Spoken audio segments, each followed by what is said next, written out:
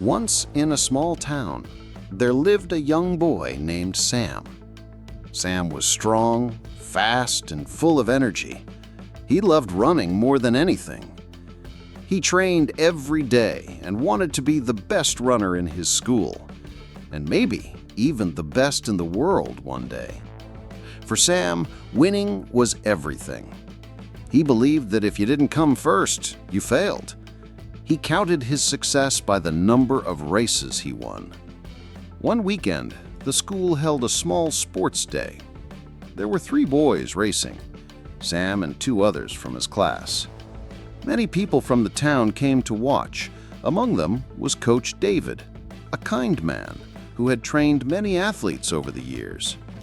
He had heard about Sam and wanted to see him in action. The race began.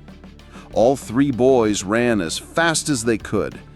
Sam pushed himself hard and crossed the finish line first. The crowd cheered. Sam smiled and raised his arms high. He felt proud. He felt important. Coach David watched quietly from the side, without saying much. Soon, it was time for a second race. This time, 2 new boys stepped up. They looked fit and strong. Again, the crowd was excited. The whistle blew, and Sam ran like the wind. He won again.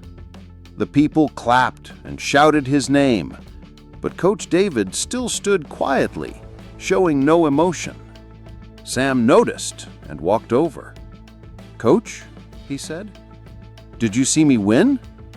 Coach David smiled slightly, but said nothing. Sam frowned a little. "I want another race." Coach David nodded. "All right, let's do another race." He turned and called 2 new participants. The first was a blind man holding a walking stick. The second was a man who had trouble walking and used a crutch for support. Sam was confused.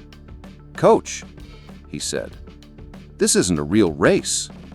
These people can't run like me." Coach David calmly said, "Still, give it a try." The race started. Sam ran ahead quickly. The other 2 stayed at the starting line, unable to move fast. Sam finished the race alone, but this time there were no cheers. The crowd stayed silent. Sam turned around, breathing heavily. What happened? Why aren't they cheering? Coach David walked toward him slowly. He looked into Sam's eyes and said, "Run the race again, but this time I want you all to finish together." Sam didn't understand at first. "Finish together?" he asked. "How?" Coach David didn't explain. He just placed a hand on Sam's shoulder and said, "Try." Sam stood still for a moment. Then he walked back to the starting line. He stood between the blind man and the man with the crutch.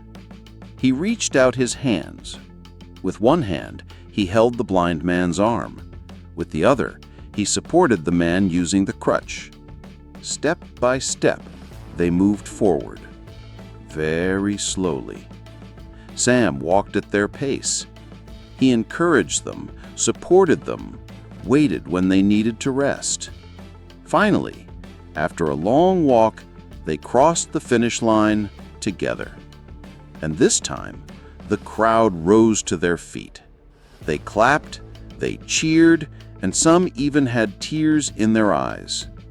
Sam looked around, surprised.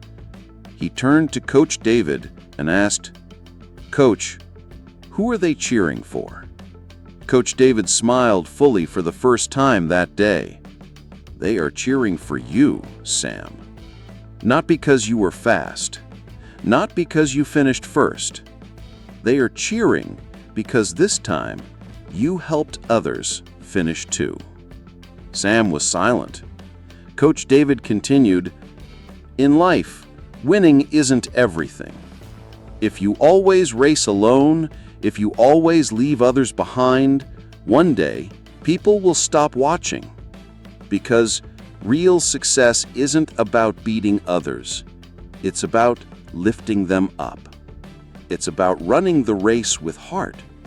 At the end of your life, when you look back, ask yourself, did I only chase the finish line? Or did I help others cross it too? From that day on, Sam changed. He still ran. He still trained. But he also helped his classmates improve. He encouraged others who were slower. He ran for something bigger than winning. Because now he knew, the best race isn't the one you win alone. The best race is the one you finish together.